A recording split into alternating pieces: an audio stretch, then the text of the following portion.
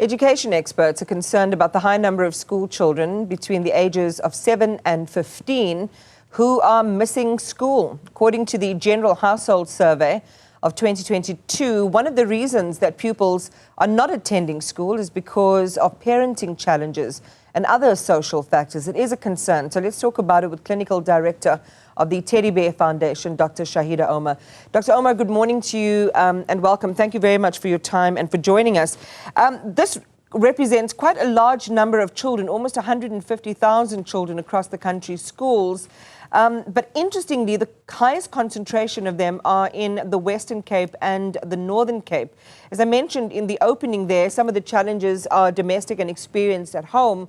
In your experience and based on what we've seen in this report, what are some of the other reasons that are keeping kids from school?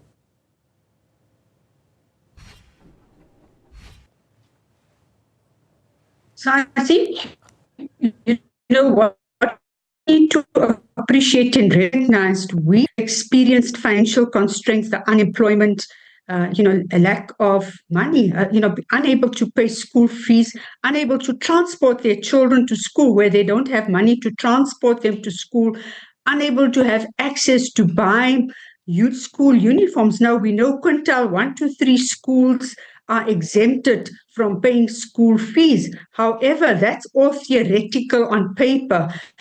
But in practice on the ground, it's not always implemented as it's supposed to be. So our policies are excellent, but the implementation lacks a lot in terms of creating opportunities or easy access and availability to children.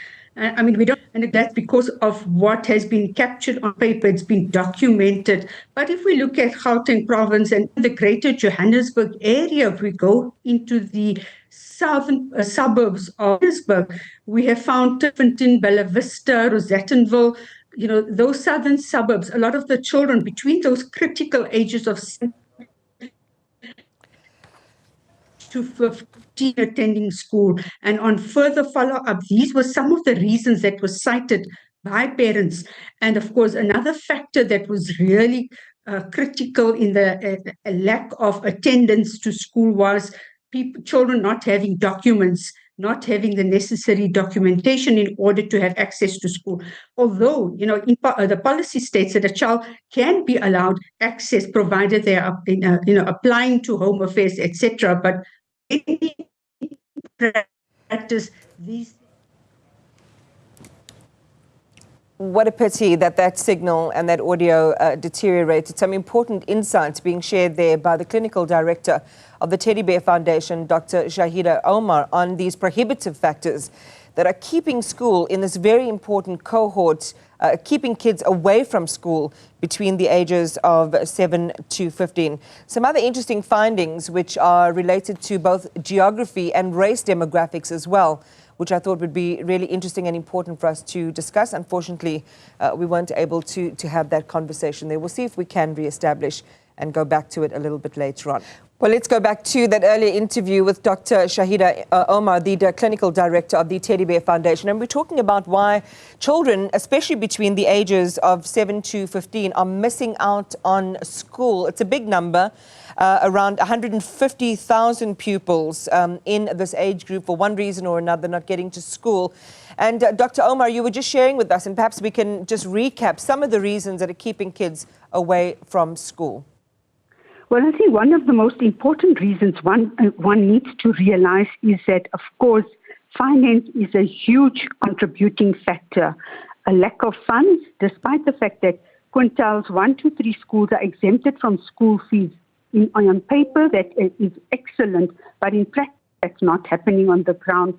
So having spoken to a number of parents, particularly in the greater Johannesburg area in the southern suburbs, we were informed by the parents that they did not have money to pay for school fees, despite the free, the exemption. Furthermore, they did not have money to pay for transporting their children to school. Thirdly, they did not have money for school uniforms.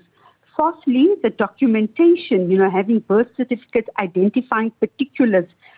As a result of that, children were denied access into the schooling institutions. Now, these factors are are grave concern, because it should not deter a child.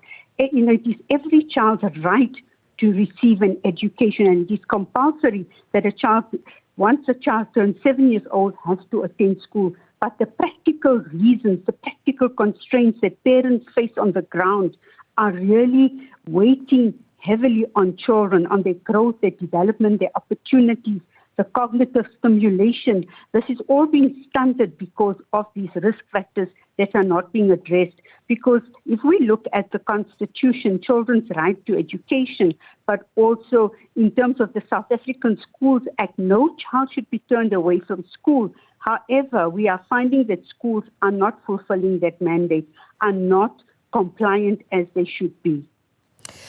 When you say and you outline these issues, Shaheeda, there's certainly a long way that needs to be traversed in order to get all of the departments directly responsible in terms of support, and you think of social development and others, to be able to change the grim reality that you've just been sharing with us, because the consequences are really quite impactful, because it relates to, especially if kids miss out on that foundational phase in their education, and this is the cohort that we're talking about, and even earlier, probably from 5 to 7, and into that 7 to 15-year category, that when they don't establish that foundation, particularly in ECD, we continue to sow the seeds of education dysfunction later in their schooling careers.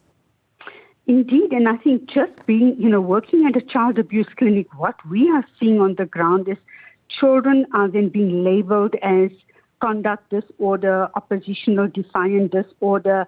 Children are coming into conflict with the law. So something that you've raised is so important and pertinent to this issue on hand, that the different government departments, the stakeholders need to work in coordination and collaboration with each other to, for implementation and for it to be a more integrated, comprehensive and holistic approach.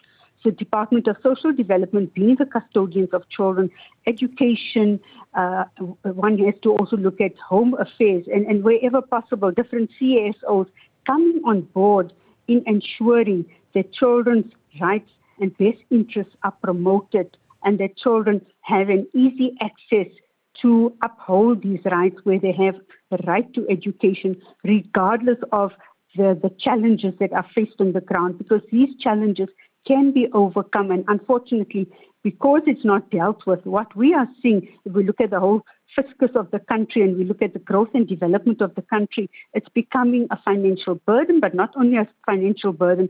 We are seeing psychosocial ills where children who have not been attending school, that these children are then finding themselves in a compromising situation where they have not had the opportunity for their intellectual stimulation, are stunted, are bored, and are finding other means or expressing and displaying maladaptive behavioral patterns.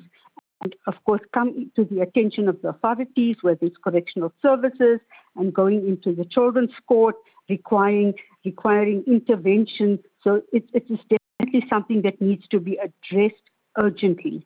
Clinical Director of the Teddy Bear Foundation, Dr. Shaheeda Omar, thank you very much for your time and for your perspectives this morning.